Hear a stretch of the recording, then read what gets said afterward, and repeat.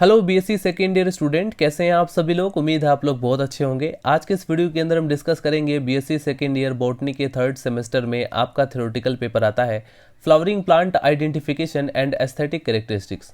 Students, इस semester से already मैं कई सारी वीडियोस अपलोड कर चुका हूं जो कि आपके एग्जाम पेपर के लिए मोस्ट इंपॉर्टेंट है। तो अगर आप उन वीडियोस को देखना चाहते हैं तो इसी वीडियो के डिस्क्रिप्शन बॉक्स में आपको लिंक मिल जाएगा, या फिर आप चैनल के अंदर जाएंगे आपको एक अलग से प्लेलिस्ट मिल जाएगा। आज के इस वीडियो के अंदर हम कवर करेंगे फैमिली मालवेसी के बारे में। इससे पहले वाली वीडियोस के अंदर हमने डिस्कस किया था फैमिली रेनन कुलेसी के बारे में। तो अगर आपको फैमिली रेनन कुलेसी के रिगार्डेड वीडियोस चाहिए तो आप लोग चैनल के अंदर जाकर देख सकते हैं। आपके सिलेबस में जितनी भी फैमिलीज है उन सभी फैमिलीज को कवर करने के बाद मैं आपको बता दूंगा कि आपके एग्जाम पेपर के लिए कौन कौन सी फैमिली ज़्यादा इंपॉर्टेंट है जो कि आपके एग्जाम पेपर में लॉन्ग क्वेश्चन में पूछी जाती है। जनरली दो फैमिलीज एग्जाम पेपर में आती है लॉन्ग क्वेश्चन में, और किस प्रकार से आती है, जैसे फैमिली मालवेसी भी कई बार एग्जाम पेपर में पूछी गई है, तो इसको भी आपको अच्छे से प्रिपेयर करना है। अगर ये लॉन्ग क्वेश्चन में 7.5 नंबर या 10 नंबर में पूछा जाए, ये डिपेंड करता है कि आपका एग्जाम पैटर्न कैसा है। तो उसमें अगर आपसे ये पूछा जाए तो आप लोग इसको कौन कौन से पॉइंट्स मेंशन करना है, जैसे सिस्टमेटिक पोजीशन है, डिस्ट्रीब्यूशन है, हमें कौन कौन से ऐसे पॉइंट्स हैं जिन्हें मेंशन करना है, वो मैं आपको इस वीडियो के अंदर बताता हूँ। हेडिंग डाल लीजिए फैमिली मालवेसी। यदि आप बीएससी के कॉन्सेप्ट को हिंदी में समझना चाहते हैं तो आप इस चैनल से जुड़ सकते हैं। हम देखते हैं सबसे पहले इसका क्लासिफिकेशन। फैमिली मालवेसी का क्लासिफिकेशन देखते हैं। ये डिवीजन एंजियोस्पर्मी के अंदर रखा गया है। क्यों रखा गया है एंजियोस्पर्मी के अंदर? क्योंकि इसमें भी फ्लावर्स पाए जाते हैं। एंजियोस्पर्म का मेन कैरेक्टर क्या है कि इसमें फ्लावर्स पाए जाते हैं, फूल पाए जाते हैं इन पौधों में। क्लास डाइकोटिलिडन्स। डाइकोटिलिडन्स के कई सारे कैरेक्टर हैं। आप लोग पत्तियों को देख करके लीफ को देख कर पहचान सकते हैं कि हाँ ये डाइकोटिलिडन्स है। राइट, इनके एम्ब्रियो में 2 कोटिलिडन्स पाए जाते हैं, इसलिए कहा जाता है डाइकोटिलिडन्स। और इनकी लीफ में रेटिकुलेट वेरिनेशन देखने को मिलता है। तो इसलिए हम कुछ ऐसे कैरेक्टर है जिनके बेसिस पर आप पहचान सकते हैं कि कोई पौधा वो डाइकोटिलिडन्स है या मोनोकोटिलिडन्स है। राइट, मोनोकोटिलिडन्स में क्या होता है, उनकी लीफ में पैरेलल वेनेशन देखने को मिलता है। लेकिन अगर आप डाइकोटिलिडन्स की लीफ में देखेंगे, जो वेनेशन होता है, जो सीरा विन्यास जिसे कहा जाता है, आपने पत्तियों के अंदर देखा होगा एक वेन्स गई होती हैं। तो वे वेन्स जो होती हैं, अगर उसमें आपको एक जाल की तरह, एक नेट की तरह दिखाई दे रहा है पूरा, तो वो एक रेटिकुलेट वेनेशन हो जाता है। राइट, सब क्लास देखें तो पॉलीपेटली। पॉलीपेटली का मतलब समझते हैं, पेटल जो है वो फ्री है। राइट, पेटल जो है वो फ्री है, इसलिए इसे पॉलीपेटली के अंदर रखा गया है। सीरीज है थैलेमीफ्लोरी, ऑर्डर है मालवेल्स, और ये बेंथम एंड हुकर के अकॉर्डिंग दिया गया क्लासिफिकेशन, जो कि सबसे ईजी है और इसको आपको याद कर लेना चाहिए। अब हम बात करते हैं डिस्ट्रीब्यूशन के बारे में, वितरण के बारे में। यानी फैमिली मालवेसी के अंदर जो मेंबर्स हैं उनमें कितने जेनेरा हैं, कितने स्पीसीज है, वो कहाँ कहाँ तक डिस्ट्रीब्यूटेड है, उनका हैबिटेट क्या, इस तरह की चीज़ें हम देखने वाले हैं। तो कुल यानी फैमिली मालवेसी के अंतर्गत लगभग 82 जेनेरा है और लगभग 1500 स्पीसीज हैं। और इस कुल के पौधे विश्व के लगभग समस्त भागों में यानी वर्ल्ड वाइड इन डिस्ट्रीब्यूशन को शो करते हैं, लगभग सभी जगह पर पाए जाते हैं। परंतु ये उष्ण अमेरिका यानी कि अमेरिकन ट्रॉपिक्स में अधिकांश रूप से पाए जाते हैं। भारतवर्ष यानी कि इंडिया में इस फैमिली के जो प्लांट्स हैं वो काफ़ी संख्या में पाए जाते हैं। इसमें कुछ पौधे जंगली रूप में यानी वाइल्ड फॉर्म में पाए जाते हैं और कुछ कल्टीवेटेड होते हैं। यानी कि कल्टीवेशन का मतलब क्या होता है कि आप लोग वाइल्ड प्लांट को ला करके अपने घरों में, अपने बगीचों में, यानी कि डेकोरेशन के लिए, यानी उसको अपने उपयोग के लिए उसको कल्टीवेट कर लो। राइट, खुद से उगाओ। अब हम देखते हैं वेजिटेटिव कैरेक्टर्स। अब हम देखते हैं इनके वर्धी लक्षण के बारे में कि इन प्लांट्स के वेजिटेटिव कैरेक्टर्स किस प्रकार से हैं। वेजिटेटिव कैरेक्टर्स के अंदर सबसे पहले हम देखते हैं हैबिट यानी स्वभाव। इस कुल के जो पौधे होते हैं वो हर्ब्स होते हैं, श्रब्स होते हैं। राइट, हर्ब्स क्या होते हैं, जिनके जो तने हैं वो बहुत ही सॉफ्ट हो, उस तरह के जो प्लांट होते हैं वो हर्ब्स कहलाते हैं। अब जिनके जो प्लांट होते हैं उसमें वुड पाया जाता है, लकड़ी की तरह, वो श्रब्स होते हैं। राइट, कुछ पौधे जो है वो ट्रीज के फॉर्म में भी पाए जाते हैं, यानी बड़े बड़े पेड़ों के फॉर्म में। अगर हम रूट की बात करें, यानी इन प्लांट के अंदर जो जड़ें पाई जाती हैं वो कैसी होती हैं, तो टैप रूट पाया जाता है जो कि ब्रांच भी होती है। राइट, अगर हम स्टेम की बात करें यानी तने कैसे होते हैं, तो तने इरेक्ट होते हैं, यानी ऊपर की तरफ उठे हुए होते हैं, हर्बेसियस होते हैं, यानी कि सॉफ्ट और ग्रीन होते हैं, वुडी भी होते हैं, ब्रांच्ड भी होते हैं और सिलेंड्रिकल होते हैं। राइट, अगर हम लीफ की बात करें, यानी कि इन प्लांट के अंदर जो पत्तियां पाई जाती हैं वो कैसी होती हैं, तो इसमें पत्तियां बिल्कुल सिंपल होती हैं एंड स्टिपुलेट होती हैं, यानी कि स्टिप्यूल इसमें प्रेजेंट रहता है। अल्टरनेट होती हैं, यानी एक के बाद एक, जैसे ये हमारे बीच में एक तना है, मेन एक्सिस गया हुआ है, तो एक पत्ती इधर रहेगी, एक पत्ती इधर, एक पत्ती इधर, एक पत्ती इधर, यानी इस तरह से एक अल्टरनेशन देखने को मिलता है। पिट्यूलेट होती है, यानी कि पिट्यूल इसके अंदर प्रेजेंट है। ओवेट होती है और रेटिकुलेट वेनेशन इसमें पाया जाता है। और कभी कभी पत्तियों की आकृति जो होती है वो पॉमेट भी हो सकती है। अब हम देखते हैं इनके फ्लोरल कैरेक्टर्स के बारे में। फ्लोरल कैरेक्टर्स यानी पुष्पीय लक्षण। अब इनमें जो फ्लावर्स पाए जाते हैं उनके क्या कैरेक्टर हैं, तो एक चीज़ मैं आपको बता देता हूँ, मैं किसी भी पर्टिकुलर फ्लावर के बारे में नहीं डिस्कस कर रहा हूँ। फैमिली मालवेसी के अंदर जितने भी जेनेरा हैं, जितने भी वंश हैं, राइट, जितनी भी उसमें स्पीसीज हैं, उन सभी फ्लावर्स के जो कॉमन कैरेक्टर्स है उसको यहाँ पर लिया जाता है फ्लोरल कैरेक्टर के अंदर। यानी कि वो सभी के सभी फ्लोरल कैरेक्टर के रेस्पेक्ट में बोली गई बातें हैं। इन चीज़ों में हमेशा ध्यान रखना है, क्योंकि स्टूडेंट सबसे ज़्यादा कन्फ्यूज यहीं पर होता है। वो एक किसी पर्टिकुलर स्पीसीज को इमेजिन कर लेता है, लेकिन उसे ये नहीं पता है कि यहाँ पर पूरी फैमिली मालवेसी की बात की जा रही है, और उसके अंदर आपको पता ही है कि टोटल 82 जेनेरा है और 1500 स्पीसीज है। यानी वो 1500 स्पीसीज के रेस्पेक्ट में बोली गई बातें हैं। अब जैसे हम इन्फ्लोरेसेंस की बात करें, इन्फ्लोरेसेंस क्या होता है, बेसिक नॉलेज आपको होना चाहिए कि किसी भी प्लांट पर जो फ्लावर्स का अरेंजमेंट है, यानी कोई पौधा है उस पर फ्लावर किस तरह से अरेंज है, वही कहलाता है उसका इन्फ्लोरेसेंस। तो इनमें जो इन्फ्लोरेसेंस होता है उसमें साइमोस होता है। साइमोस का मतलब जानते हैं। साइमोस में बेसिकली क्या होता है कि जो मेन टिप होता है, मेन टर्मिनल जो होता है, उस पर एक फ्लावर आ जाता है। हमारी जो मेन एक्सिस होती है प्लांट की, उस पर लास्ट में क्या होता है कि एक फ्लावर आ जाता है, और वो फ्लावर आकर के उस टिप पर प्रेजेंट हो जाता है, जिसकी वजह से टर्मिनल एंड जो होता है उसका वो रुक जाता है, उसकी ग्रोथ रुक जाती है। क्यों रुक जाती है? क्योंकि इसके टर्मिनल एंड पर फ्लावर आ जाता है, जो कि उसकी ग्रोथ को टर्मिनेट कर देता है। तो साइमोस में जो ग्रोथ होती है वो लिमिटेड होती है, इसीलिए।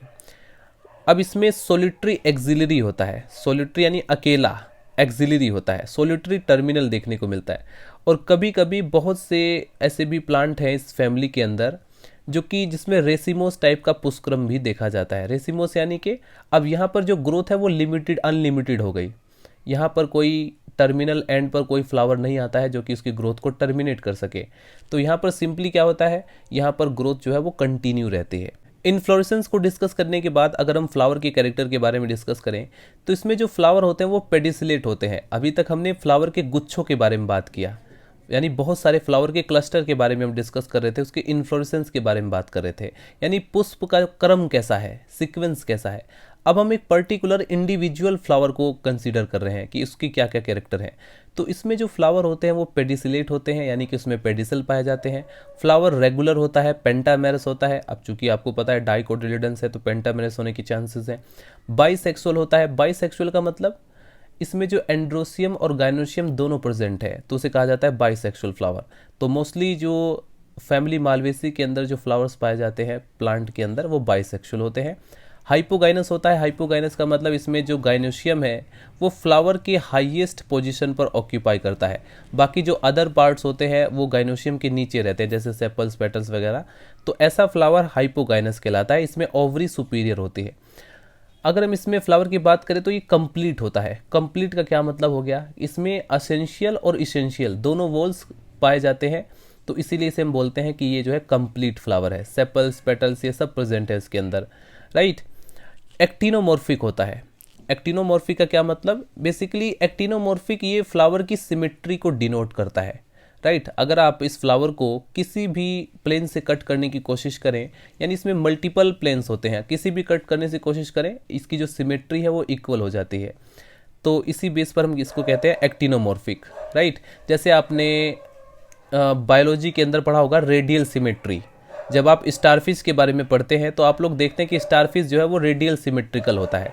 तो ठीक इसी प्रकार से हम लोग बॉटनी के अंदर एक टर्म देते हैं यूज़, एक्टिनोमॉर्फिक, यानी फ्लावर को किसी भी एंड से आप कट करने की कोशिश करें, किसी भी प्लेन से, वो इक्वल पार्ट में कट जाता है, राइट।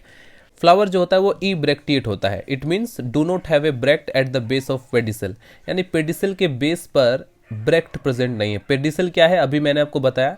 पेडिसल बेसिकली इसको अच्छे से अगर समझना चाहे तो आप कह सकते हैं कि ये फ्लावर का स्टॉक होता है, राइट।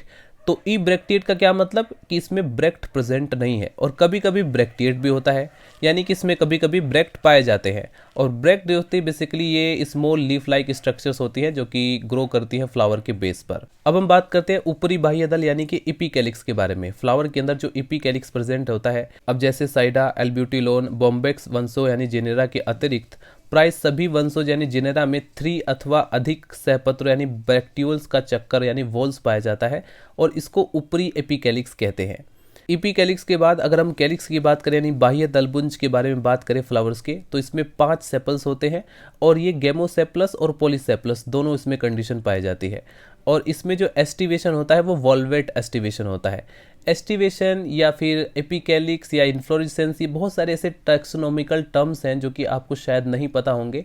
अगर नहीं पता है तो आप लोग बायो बुकटेक चैनल पर जाकर देख सकते हैं। इन सभी टर्म्स को मैंने काफ़ी अच्छे से क्लियर किया हुआ है। कैलिक्स को डिस्कस करने के बाद अब हम डिस्कस करते हैं कोरोला के बारे में। कोरोला की अगर हम बात करें तो इसमें पेटल्स की संख्या 5 होती है और ये पॉलीपेटलस होते हैं। और इसमें जो पॉलीपेटलस का मतलब पेटल्स फ्री होते हैं, राइट, इसीलिए हमने इसे पॉलीपेटली के अंदर रखा गया है। इस फैमिली को पेटल्स फ्री हैं। और इसमें जो एस्टिवेशन होता है वो ट्विस्टेड होता है। पेटल्स प्राय जो होते हैं आधार पर यानी बेस पर स्टेमिनल ट्यूब से जुड़े रहते हैं। कोरोला के बाद अब हम डिस्कस करते हैं एंड्रोसियम के बारे में, यानी हमारा जो मेल यूनिट स्टेमेंस है उसके बारे में हम डिस्कस करते हैं कि उसमें फ्लावर की क्या पोजीशन है। तो स्टेमेंस जो होते हैं वो न्यूमेरस यानी कि असंख्य होते हैं, इंडेफिनिट होते हैं, तथा एक ट्यूब से जिसे बोला जाता है स्टेमिनल ट्यूब कहते हैं पर पाए जाते हैं। इनमें जो पुंकेसर होते हैं वो मोनोडेल्फस होते हैं। पराग कोष यानी कि एंथर जो होते हैं वो मोनोथिकस होते हैं। डोर्सी फिक्स्ड होते हैं, यानी कि फिक्सेशन के बेस पर अगर देखा जाए तो ये डोर्सल पर फिक्स्ड रहते हैं। स्टेमिनल ट्यूब जो होते हैं वो कोरोला से संयुक्त होती है, अर्थात जो पुंकेसर यानी स्टेमेंस है वो इपीपेटलस होते हैं। स्टेमिनल ट्यूब जो होते हैं वो स्टाइल के चारों ओर होती है। फैमिली मालवेसी के अंदर अगर हम गायनोशियम की बात करें तो इसमें कार्पेल्स की संख्या 5 से लेकर के इंडेफिनिट तक हो सकती है, यानी अनिश्चित तक हो सकती है। और ये सिन कार्पस होते हैं। इसमें अंडाशय यानी ओवरी जो होती है वो सुपीरियर मल्टी लोक्यूलर होती है, यानी इसमें काफ़ी सारे लोक्यूल्स पाए जाते हैं। इनमें बीजांड विन्यास यानी जो प्लेजेंटेशन होता है वो स्तंभीय होता है। पुंकेसर नलिका यानी स्टेमिनल ट्यूब के अंदर स्थित होती है। स्टिग्मा की बात करें तो स्टिग्मा की संख्या जो होती है वो कार्पल्स की संख्या के समान होती है। फैमिली मालवेसी के अंदर अगर हम फ्रूट की बात करें तो ये प्राय जो है कैप्सुलर होते हैं, कैर्सियुलस होते हैं और साइजोकार्पिक होते हैं। शीड इसमें नॉन एंडोस्पर्मिक होते हैं। और पॉलिनेशन इसमें बेसिकली इंसेक्ट पॉलिनेशन होता है, यानी कि जो इस कीट पतंगे जो होते हैं जैसे भंवरे, इस तरह के जो इंसेक्ट्स होते हैं इनके द्वारा इसमें पॉलिनेशन होता है, यानी परागण होता है। इसके बाद स्टूडेंट आप लोग इसमें फ्लोरल फॉर्मूला को भी लिख सकते हैं। एक्टिनोमॉर्फिक बाइसेक्सुअल इपीकैलिक्स जो होता है इसमें 3 to 7, कैलिक्स 5, कोरोला 5 हो सकते हैं। एंड्रोसियम की संख्या, एंड्रोसियम में जो स्टेमेंस की संख्या है वो अनंत है, तो यहाँ पर हम इस तरह का सिंबल लगा देते हैं। गायनोशियम जो होता है 5 से 12, यानी कि यहाँ पर एक पूरे की पूरी जो फैमिली मालवेसी है उसके रेस्पेक्ट में दिया गया ये पूरा फ्लोरल फॉर्मूला है। लेकिन अगर आप किसी पर्टिकुलर स्पीसीज को डिस्कस करेंगे, जैसे मैं यहाँ पर एग्जाम्पल लेता हूँ, ये जो डायग्राम आप लोग स्टूडेंट देख रहे हैं ये डायग्राम है साइडिया कॉर्डिफोलिया का। तो ये एक पर्टिकुलर स्पीसीज का डायग्राम है, राइट। ये पूरी फैमिली मालवेसी को रिप्रेजेंट नहीं कर सकता, ये उसके सिर्फ एक स्पीसीज को रिप्रेजेंट कर रहा है, राइट। ये जो आप लोग डायग्राम देख रहे हैं ये किसी एक स्पीसीज को रिप्रेजेंट कर रहा है। तो आप किसी भी एक स्पीसीज का डायग्राम लेकर के उसका एग्जाम्पल लेकर के उसको एक्सप्लेन कर सकते हैं। अब जरूरी नहीं कि इस फैमिली के अंदर सिर्फ इसी स्पीसीज को एक्सप्लेन करें, इस फैमिली के अंदर और भी स्पीसीज है जिन्हें आप लोग एक्सप्लेन कर सकते हैं। फाइनली स्टूडेंट्स एक पॉइंट मैं आपको और बता देता हूं जो कि बहुत ज़्यादा इंपॉर्टेंट है। कई सारे स्टूडेंट्स इकोनॉमिक इंपॉर्टेंस लिखना भूल जाते हैं। चाहे आपसे लॉन्ग क्वेश्चन में पूछा जाए या ना पूछा जाए, आप लोगों को इकोनॉमिक इंपॉर्टेंस जरूर मेंशन करना चाहिए। ये 2 नंबर में आपके इकोनॉमिक इंपॉर्टेंस ही हो जाता है। अगर आप फॉर एग्जांपल आपसे इकोनॉमिक इंपॉर्टेंस पूछा गया और आपने मेंशन नहीं किया तो आपके 2 नंबर तुरंत डिडक्ट कर लिए जाएंगे। तो इकोनॉमिक इंपॉर्टेंस में आपको करना क्या है, 2-3 साइंटिफिक नेम आपको याद रखने हैं। कम से कम 4 साइंटिफिक नेम आपको एक फैमिली के अंदर याद रखने होंगे। जैसे हम यहाँ पर फैमिली मालवेसी के इकोनॉमिक इंपॉर्टेंस की बात करें तो इसमें नंबर 1 गोसिपियम यानी कपास भी कॉटन जो होते हैं, इस पौधे की बीजों की सतह से प्राप्त जो फाइबर्स होता है उससे सभी प्रकार का कपड़ा बनाया जाता है। इनका जो उपयोग होता है वो कैटल फीड यानी तेल ऑयल के रूप में भी पर्याप्त मात्रा में होती है। और इनके बीजों से प्राप्त जो तेल होते हैं वो एडिबल होता है, यानी खाने योग्य होता है। इसके बाद नंबर 2 पर हम बात करें हिबिस्कस। हिबिस्कस के अंदर कुछ स्पीसीज जैसे कि हिबिस्कस एस्कुलेंटस, इस पौधे के फलों को हम भिंडी कहते हैं और भिंडी की सब्जी आपने डेफिनेटली खाई होगी। इसके बाद नंबर 2 पर आता है हिबिस्कस कैनाबिनस। इस पौधे के तने से प्राप्त जो रेसे जो फाइबर्स होते हैं उनसे रस्सियाँ, डोरियाँ या कागज़ की लुगदी बनाने में उपयोग किया जाता है। तो हिबिस्कस की कुछ स्पीसीज है जिनके आप लोग नाम याद रख सकते हैं। अब जैसे गुड़हल है, गुड़हल के बारे में आप लोगों को अच्छे से पता है, फ्लावर जो है कितना ब्यूटीफुल फ्लावर है। तो इसका यूज़ कहाँ पर होगा? ऑर्नामेंटल पर्पस पर, राइट। बगीचों में इसको उगाया जाता है, गार्डन्स में, या फिर अपने घर के बाहर भी इस फ्लावर को उगाते हैं क्योंकि काफ़ी ब्यूटीफुल फ्लावर होता है। तो ऑर्नामेंटल पर्पस पर भी हो गया, इकोनॉमिक पर्पस पर भी हो गया, एडिबल में भी आप लोगों ने देख लिया। अगर आपको थोड़ा बहुत मेडिसिन के पर्पस से देखा जाए, जैसे नंबर 3 पर आता है एब्यूटिलोन इंडिकम, कंघी। इसके तनों से प्राप्त जो फाइबर्स रस्सी निर्माण में उपयोगी होते हैं और इन पौधों का उपयोग जो है वो मेडिसिनल रूप में यानी औषधि के रूप में भी किया जाता है। यूरिना लोबेटा, यूरिना लोबेटा, वेरी गुड। इसको नाम को याद रखना कितना आसान हो जाएगा आपके लिए, यूरिना लोबेटा। यह पौधा प्राय बंगाल में उगाया जाता है और इसके तनों से प्राप्त फाइबर जूट के स्थान पर उपयोगी होते हैं। इस पौधे के चिपचिपे जो बीज होते हैं वो साबुन बनाने में उपयोग होते हैं। नंबर 5 पर आता है एल्थिया रोजिया, इसे कहा जाता है हिंदी में गुलखेरा। यह बगीचों में सुंदर पुष्पों के लिए यानी कि ब्यूटीफुल फ्लावर्स के लिए उगाया जाता है। इसके अतिरिक्त यानी इसके अलावा अन्य बहुत से पौधे जैसे फॉर एग्जांपल मालवेस्ट्रम, मालवा, साइडा, बॉम्बेक्स आदि इकोनॉमिक वैल्यू के प्लांट्स हैं। तो ये कुछ इनके इंपॉर्टेंट प्लांट्स, इकोनॉमिक वैल्यू के प्लांट्स हैं जिनके आप लोगों को नाम याद रखने हैं। और लास्ट में आपको कम से कम 4 साइंटिफिक नेम ज़रूर लिखने हैं इकोनॉमिक इंपॉर्टेंस के अंदर, ताकि आपको कंप्लीट मार्क्स मिले। आई होप आपके कुछ डाउट डेफिनेटली क्लियर हो गए होंगे। अगर आपका थोड़ा भी डाउट रह गया है तो आप लोग कमेंट सेक्शन में पूछ सकते हैं। एक चीज़ मैं आपको ये बता देता हूँ स्टूडेंट्स, सभी के सभी टेक्सोनॉमिकल जो टर्म्स आते हैं उनको डिफ़ाइन करना बहुत मुश्किल है। और अगर हम एक ही वीडियो में सभी टर्म्स को डिफ़ाइन करते चलेंगे तो वीडियो कम से कम 30 to 45 मिनट्स का हो जाएगा, जो कि बहुत ज़्यादा हो जाता है। तो आप लोगों को स्पेशली ध्यान रखना है कि ये जो टेक्सोनॉमिकल टर्म्स है, जैसे कोरोला क्या है, एंड्रोशियम क्या है, गायनोशियम क्या है, क्योंकि सारी की सारी फैमिली है ना। अब यहाँ पर एक फैमिली नहीं है कि आप लोग थोड़ा बहुत रटेंगे और काम चल जाएगा। आपको इसको समझना ही पड़ेगा कि टेक्सोनॉमिकल टर्म्स में एस्टिवेशन क्या होता है, कितने प्रकार का होता है, राइट। ये सारी चीज़ें आपको पता होनी चाहिए, तभी आप लोग फैमिलीज़ को अच्छे से याद कर लेंगे। कोई भी फैमिली हो, आप लोग डेफिनेटली एग्जाम पेपर में उसके बारे में लिख सकते हैं। आपका टेक्सोनॉमिकल जो टर्म्स है वो कंप्लीट होना चाहिए, वो आपका जो बेसिक्स है वो कंप्लीट होना चाहिए। मिलते हैं स्टूडेंट्स नेक्स्ट वीडियो में। Bye bye, Tata.